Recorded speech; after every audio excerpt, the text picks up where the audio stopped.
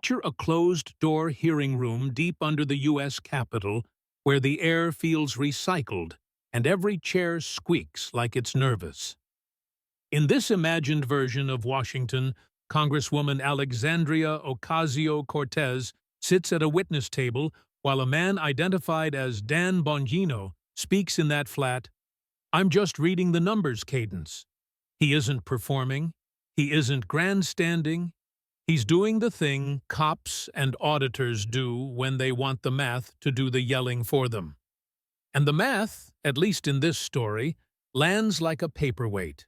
Because the number he starts with isn't a policy vote or a viral quote. It's $4.2 million. He frames it as a simple question tied to a specific date. June 15, 2025. He says, that's when Ocasio-Cortez and her partner, Riley Roberts, supposedly purchased a home in Wesley Heights, one of those D.C. neighborhoods that sounds like it comes with a private equity handshake. He emphasizes paid in cash, the way a prosecutor emphasizes unloaded, meaning don't miss the detail. No mortgage, no lender, no monthly payment schedule, just the kind of clean purchase people associate with old money or brand new money. Then he pauses, letting the silence do the uncomfortable work. In the scene, the room is stocked the way serious rooms are stocked. Committee members, staffers pressed against the walls, a stenographer turning human speech into permanent ink.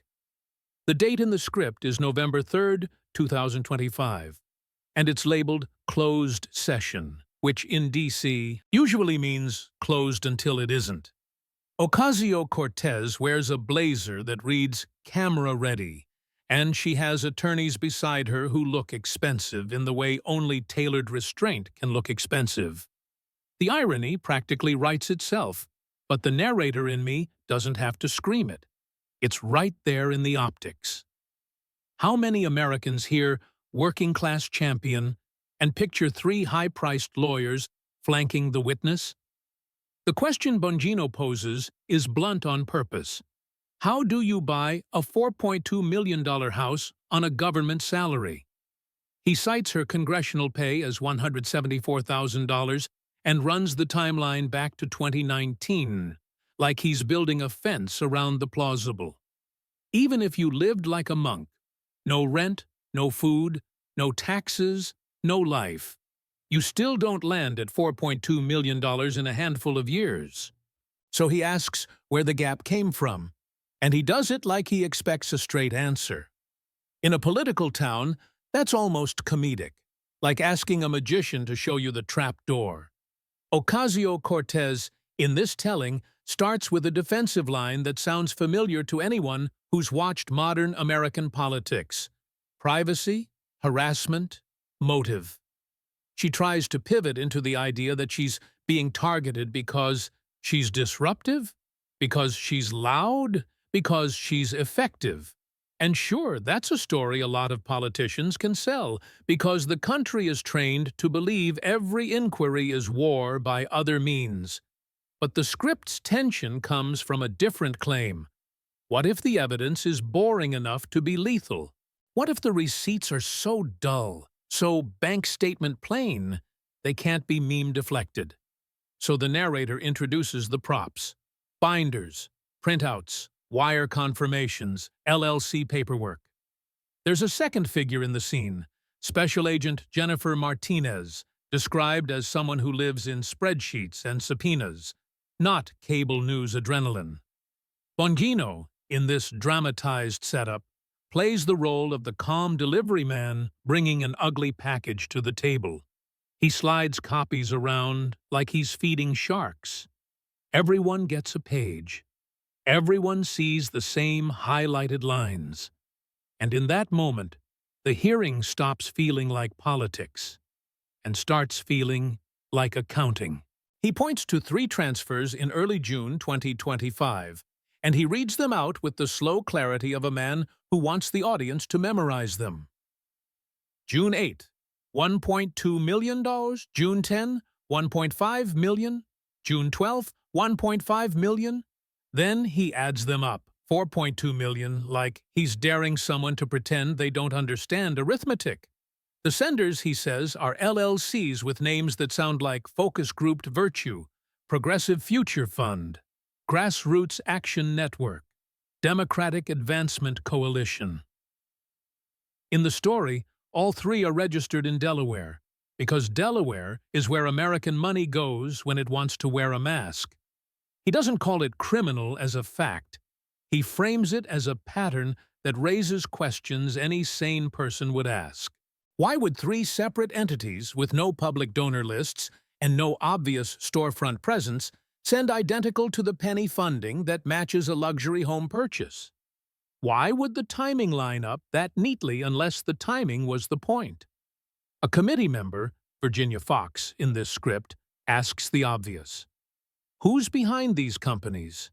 And that's where the narrative tries to turn a real estate question into a bigger power question.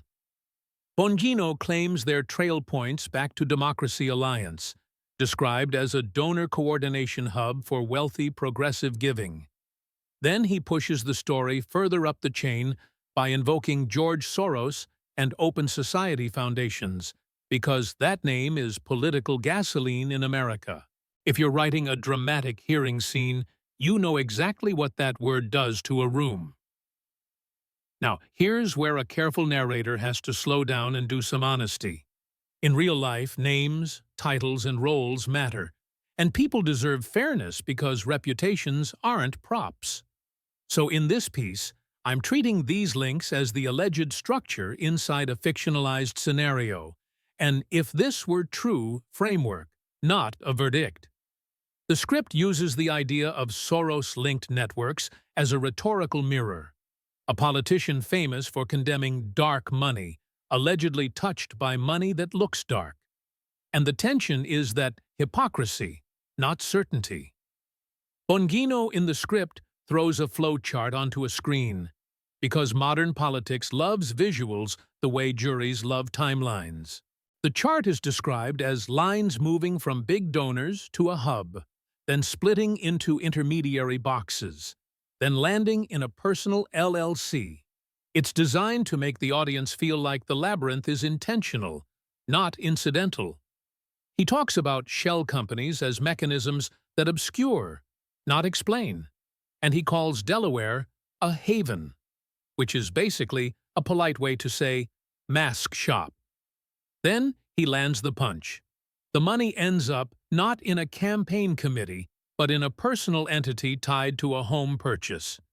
The LLC holding the home in this tale is called Bronx Future Holdings. That name is treated like a wink at branding, because politics today is branding with legislative side quests. Bongino reads it as a contradiction. Bronx Future on a deed in Wesley Heights. He doesn't need to insult anyone. He just asks the audience to notice the vibe shift. It's a narrative about identity marketing colliding with a zip code. At this point, the script introduces Jamie Raskin as the Democrat in the room who looks uneasy, the guy who can smell a bad day even when his team's up. He asks something like, "Are you saying she received millions from Soros-linked sources?" Bongino, in the story, says yes, documentable amounts so far, with the implied threat of more. That "so far" is classic investigative theater, because it suggests the binder isn't the whole library. And once that's on the table, the room stops being a committee room and starts being a rumor engine. The narrative then does what investigative stories always do. It widens the lens. If the mansion money is the headline, it becomes the doorway to everything else. The script pivots to Riley Roberts, framing him as a potential soft spot, because spouses and partners are where political money sometimes goes to take a bath. Bongino describes a company called Digital Outreach Strategies, with a mission statement vague enough to be stamped on 1,000 invoices. And that vagueness, in this kind of story, is treated like the smell of smoke. The dramatized evidence is that Roberts's company allegedly has no public footprint, no website, no visible staff, no recognizable portfolio. That might be normal for some consultants, but the script wants it to feel abnormal by pairing it with big numbers. The PACs named are tied to Ocasio-Cortez's political orbit: Justice Democrats, Courage to Change, Brand New Congress, and the story treats that as the suspicious circle. Payments are read out year by year like a scoreboard, climbing into a total around $1.6 million. Then comes the insinuation, carefully phrased as a question. What exactly was delivered? This is where Martinez in the story becomes the voice of procedure. She talks about interviews, sworn testimony, requests for deliverables, the kind of boring steps that become terrifying if there's nothing to show. The PAC officials, in the dramatized transcripts, answer with phrases like strategic insight and informal consultation. That's language you can hear in any consulting contract, which is precisely why it's useful in a scandal script. It's hard to disprove and easy to mock. And the narrative does mock it, lightly, in a very American way. Informal consultation sounds like, "Trust me, bro," with letterhead. Bongino, in this imagined hearing, doesn't declare it a crime as fact. He suggests it looks like the classic workaround where money can't go directly to a politician, so it goes to the partner's company with a wink. He calls it pay to play in spirit, if not in legal conclusion, and he lets committee members say the sharper words. James Comer is written as the one who names it, because Comer is often cast that way in conservative political storytelling. And the script leans on the idea that the public will understand the pattern even if they don't know the statute numbers. Then the piece loops back to the brand element, because that's where modern political drama lives. Ocasio-Cortez, as a public figure, is associated with a narrative. Bartender, Bronx, outsider, social media megaphone, tax the rich messaging. The script treats that brand not as inherently fake, but as vulnerable to the accusation of being monetized. It claims her fame is worth millions in attention, and it invites viewers to ask whether attention can be converted into lifestyle. And in this story, the answer is implied: yes, through networks, deals, and opaque channels. Next comes the Met Gala segment, because if you want a cultural symbol for populist politics meets elite spaces, that's your Super Bowl. The script references the tax the rich dress controversy and uses it as a misdirection AOC supposedly expected, something she could brush off with a tweet thread. Then it flips that expectation into dread. You thought it was about the dress, it's about the deposits. Bongino introduces numbers: ticket cost, dress value, glam cost, while framing them as estimates and industry-typical valuations. He ties it back to house gift rules, again not as a conviction, but as a question of compliance. The humor here has to be subtle, because cheap jokes ruin suspense. So the narrator's tone stays sharp but controlled. The idea that going to a fashion gala is official duty is treated like the kind of argument you make when you're on your fourth espresso and your fifth lawyer. The script doesn't attack AOC personally. It attacks the logic of the defense. It also avoids painting fashion as evil, because that's not the point. The point is disclosure, optics, and the gap between messaging and behavior. And when the story mentions loaned clothing, it highlights how the public hears loaned and thinks free, even if the ethics rules hear something else. The narrative then does a montage of alleged designer appearances, Oscars parties, award shows, galas, because montages are how you turn many small details into one big feeling.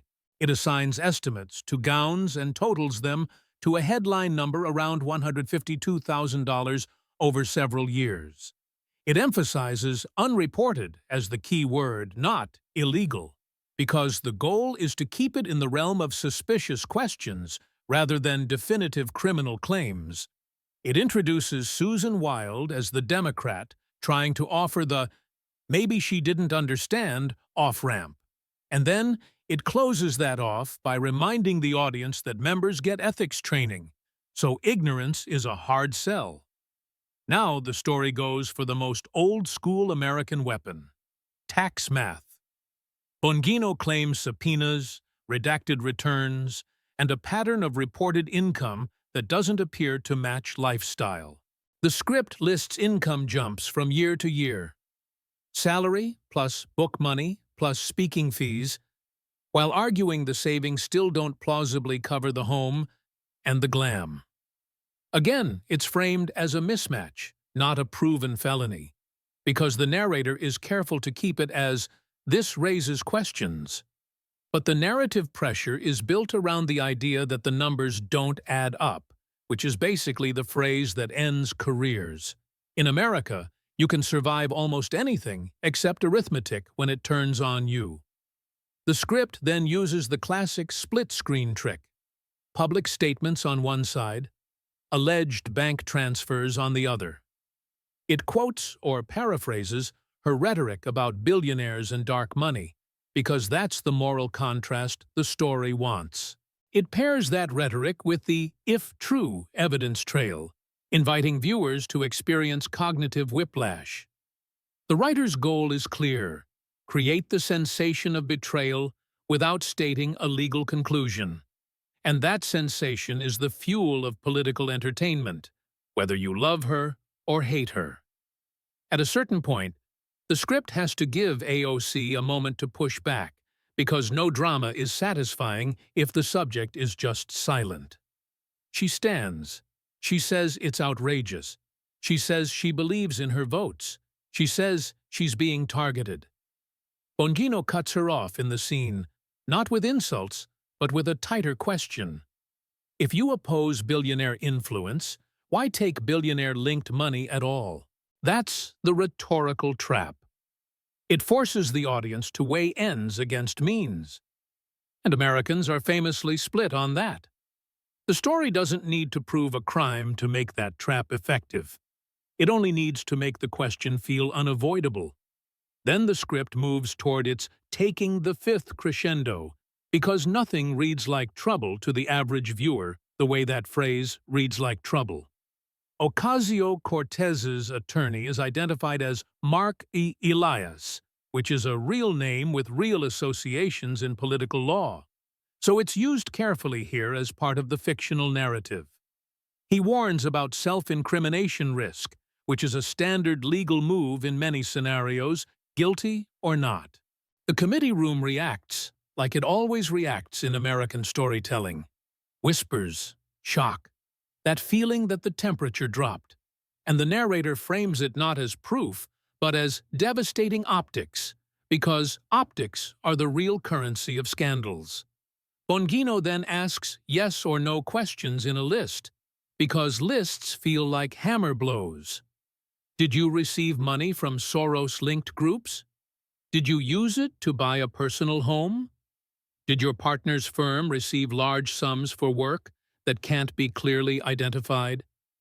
Did you accept valuable items related to high-profile events without disclosure? And after each, in the story, the attorney declines on advice of counsel. AOC is described as tearing up, composure cracking, and the script makes sure to portray it as human rather than villainous. That's important for tone. This isn't a hate screed, it's an investigative-style narrative with tension. A committee member, again written as Comer, says something like, "This isn't about identity, it's about the numbers," which is a line meant to sound clean and cutting. The narrator avoids broad group attacks and keeps it at the individual conduct level, exactly where it belongs in responsible commentary. And then the chairman, Michael Guest in this story, moves into procedural consequences. Here the script goes bigger than a hearing and starts describing referrals, DOJ, IRS, FEC, committee removals, and even expulsion talk. In real life, those steps involve layers of process and uncertainty, and the narrator subtly nods to that by using conditional language: could, may, would likely. But the story also wants momentum. so it portrays the machine as turning fast once it starts turning. Leaks appear within an hour. Headlines explode by evening, and the political media ecosystem does what it always does. It feeds. The narrative implies the public doesn't even need the full record. They only need the two images side by side: mansion photo and tax the rich dress. The script then time jumps into a hypothetical 2026 indictment, a trial, verdicts, and sentencing, because the author wants closure. That's also where the risk of sounding like you're asserting real crimes gets highest, so the narrator keeps a careful "in this imagined scenario" framing. It describes a judge, amid meta, as delivering stern remarks, and it describes years in prison and restitution. But it avoids stating that this actually happened. It treats it like a cautionary tale about what accountability could look like if allegations were proven. That distinction matters because commentary should not masquerade as a court record. Then it sketches political fallout, statements by fellow progressives, media discomfort, donors scrambling, organizations dissolving, reputations scrambling for air. It uses the word allegations like a metronome to remind the listener that this is a narrative, not a verdict sheet. It also adds small, plausible texture details: phones buzzing, staffers whispering, careful PR statements, because that's how Washington really behaves when it's panicking. And it sprinkles a little satire. The idea of quietly deleting old praise is a very American form of accountability. No pitchforks needed, just the shame of a missing archive. The final moral in the script is simple and very American. You can preach equality and still be held to the same rules as everyone else. You can build a populist brand and still be asked to explain the money. You can talk about billionaires and dark money all day. But if you're ever seen as benefiting from the same ecosystem, people will demand answers. And if the answers aren't clear, the suspicion becomes the story. That's not censorship, not persecution, not conspiracy. It's just the way trust collapses in a country that runs on optics and receipts. Now, stepping back as the narrator, I'll say what viewers usually say out loud after a story like this. The line between fundraising, influence, and enrichment is where every political movement gets tested. If the people you claim to represent think you're living a different life than the one you describe, they'll feel played. If the money trails look like a maze, they'll assume the maze is intentional. And if you can't explain the gap between salary and lifestyle in plain English, the gap becomes a weapon in other people's hands. That's true whether you're on the left, the right, or the "I hate both sides" couch. So if you're writing this as a long voiceover story, the tension isn't "did she do it?" because you're not a jury and you're not pretending to be. The tension is, what happens to a political brand when it collides with a question that won't go away? What happens when the narrative that built the fame gets put under fluorescent light and asked to show its seams? What happens when "I'm fighting the elite" meets "why is your deed in an elite zip code"? And what happens when America, which loves a hero story, gets even a whiff that it might have been buying a product? Because the truth about political storytelling is that everybody's selling something. Some are selling policy, some are selling identity, some are selling outrage, and some are selling themselves as the antidote to all of it. Ocasio-Cortez is a real person with real achievements, real controversies, and real opponents who would love to turn her into a cautionary meme. Dan Bongino is a real political figure and media personality with real supporters and critics who see him in radically different ways. And that's why a fictionalized hearing scene like this can hook people even when it's openly framed as a hypothetical. If you want to keep it sharp without crossing lines, you don't declare guilt. You ask the questions the public would ask if they saw these numbers on a screen. Why would three Delaware entities send perfectly timed transfers that mirror a luxury purchase? Why would a partner's consulting firm get paid like a major vendor without obvious public work product? Why would any politician who condemns dark money tolerate arrangements that look like money moving in the dark? And why, in a city where everyone knows optics matter, would you ever put yourself in a position where the optics can be weaponized this cleanly? If you want a little humor without cruelty, you aim it at the absurdity of Washington language. Movement building is one of those phrases that can mean anything and therefore means nothing, like thought leadership or stakeholder engagement. Informal consultation sounds like something you say when you want to be paid without being pinned down. And "my finances are private" is a strange line for a public servant who files disclosures precisely because the public has a stake. Those aren't personal insults. They're observations about how political adults talk when they don't want to talk. The climax in a story like this isn't the binder or the flowchart. It's the moment the subject realizes the usual script might not work because the questions are too concrete. You can argue motives all day, but a wire transfer is a wire transfer. A deed is a deed, and a timeline is a timeline.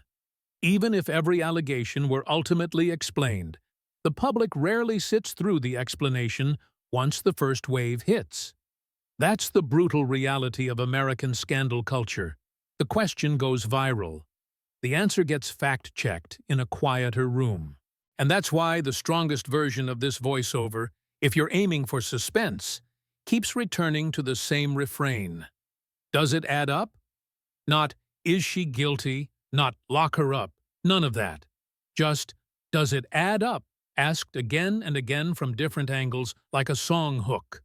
Because audiences don't need legal jargon. They need a feeling they can hold. And the feeling in this story is that the math is daring someone to blink.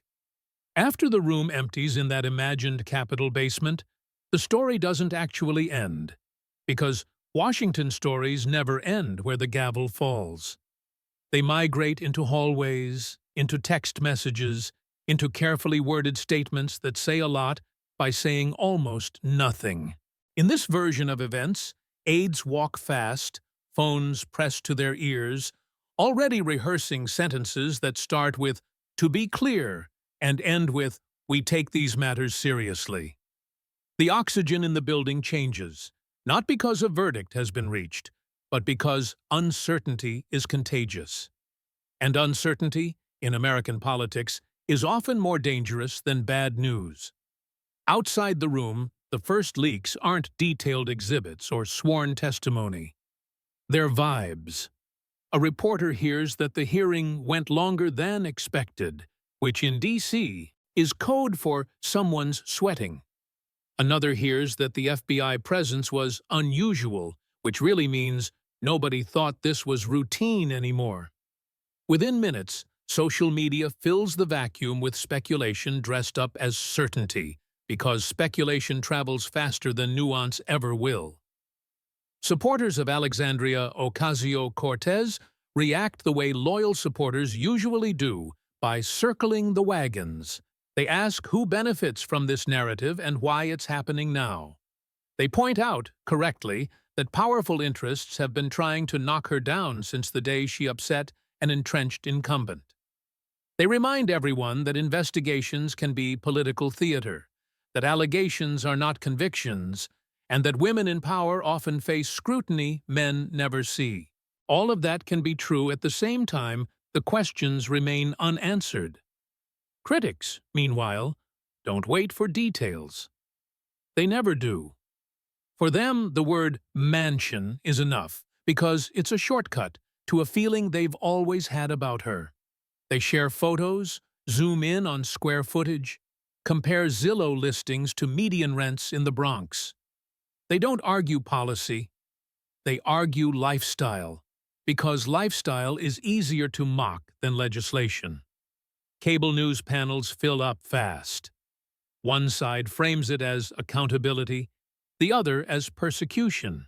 And both sides sound rehearsed, because they are. Former prosecutors talk about what typically happens in cases like this, without ever saying, "This is one of those cases." Former campaign staffers talk about optics and damage control like generals reviewing a battlefield from a map. Nobody on television admits the simplest truth.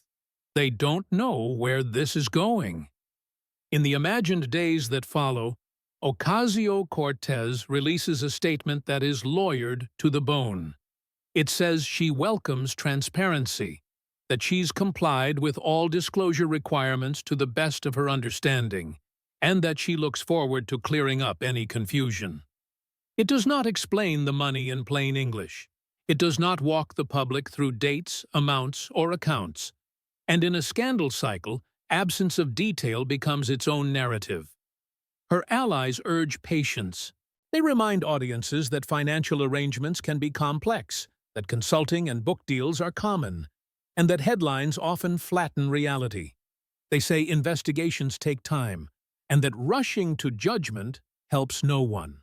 All reasonable points, all familiar phrases, all delivered into an environment that rewards impatience, because patience doesn't trend, but suspicion does. The most damaging element isn't any single allegation. It's the accumulation of unanswered questions. Why did the transfers cluster so tightly in time? Why do the entities involved appear so opaque to outsiders? Why does the explanation keep circling back to process instead of substance? Each unanswered why becomes a space that opponents are happy to fill. Inside progressive circles, something quieter happens. People who don't hate Ocasio-Cortez, but don't worship her either, start to feel uncomfortable. They supported her because she felt different, because she sounded like someone who hadn't been fully absorbed by Washington. They ask themselves whether they've been projecting purity onto a system that doesn't reward purity. And that self-doubt, once it starts, is hard to shut down. There's also the uncomfortable question of precedent.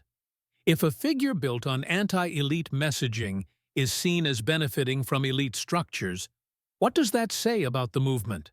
Does it mean the movement was fake? Or does it mean the system is so entrenched that even critics get pulled into its gravity? Is hypocrisy a personal failing or a structural inevitability?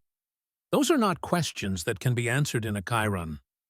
In this imagined aftermath, political operatives on both sides study the situation like a case study. Republicans see an opportunity to weaponize the language of "follow the money" against someone who used that phrase effectively against them. Democrats worry about collateral damage, about how this story might bleed into broader narratives about corruption and trust. Nobody wants to say it out loud, but everyone understands that symbols matter more than spreadsheets. And Ocasio-Cortez has always been a symbol.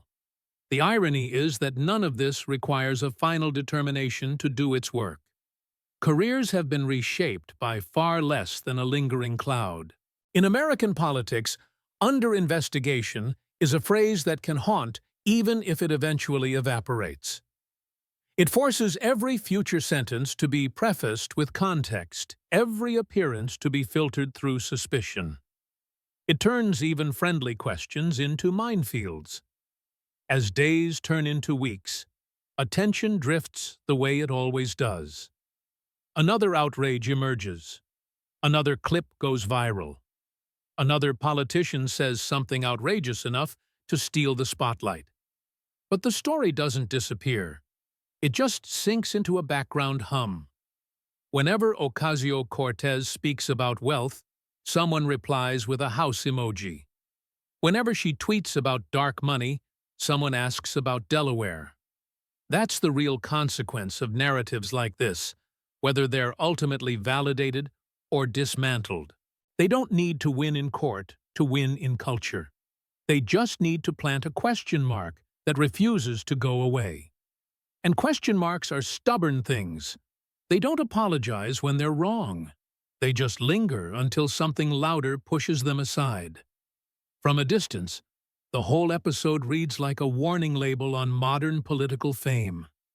The louder your brand, the more tempting it is to scrutinize every crack.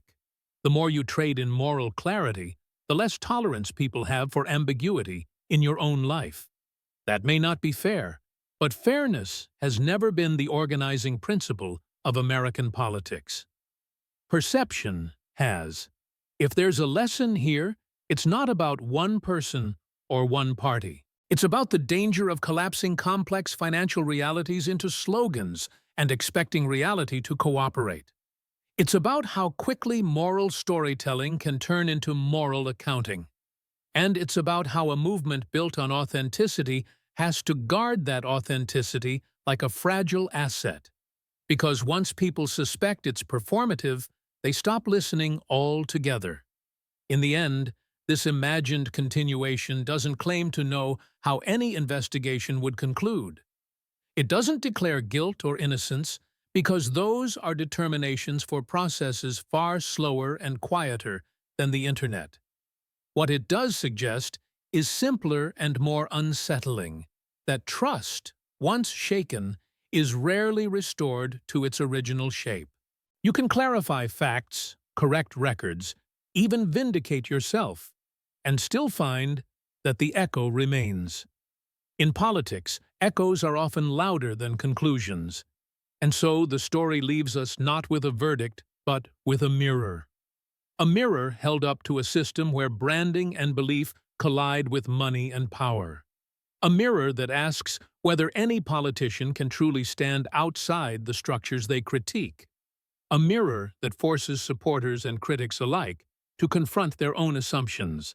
And a mirror that, once raised, is very hard to put down.